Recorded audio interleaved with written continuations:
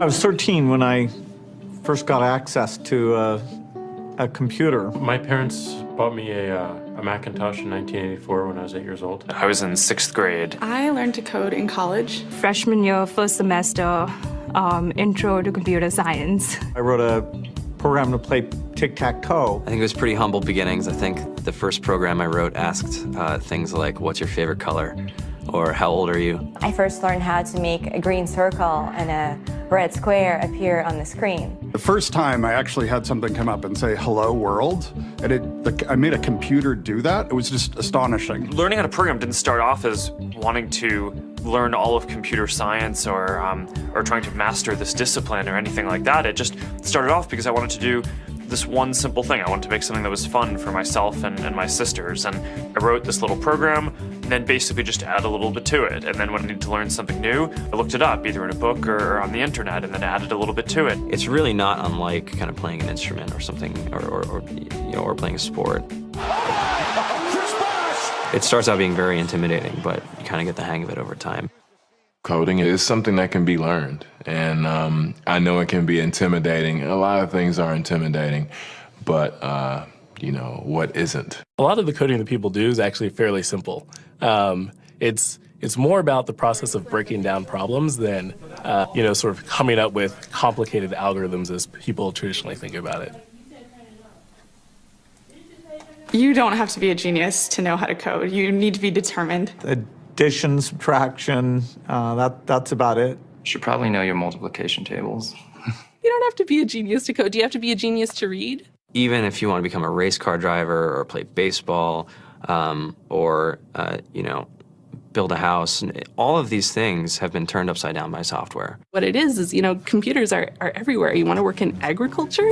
Do you want to work in entertainment? Do you want to work in manufacturing? It's just all over.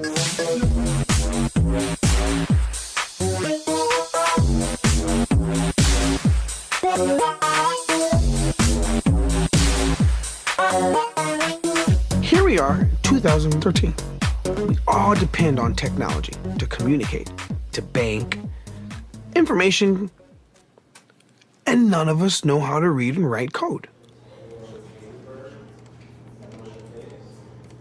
When I was in school, I was in this after-school group called the Whiz Kids. And when people found out, they laughed at me and, all these things. And I'm like, man, I don't care. I think it's cool. And, I'm learning a lot. And some of my friends have jobs. Our policy is literally to hire as many talented engineers as we can find. The whole limit in the system is just that there just aren't enough people who are trained and have these skills today. To get the very best people, we try to make the office as awesome as possible.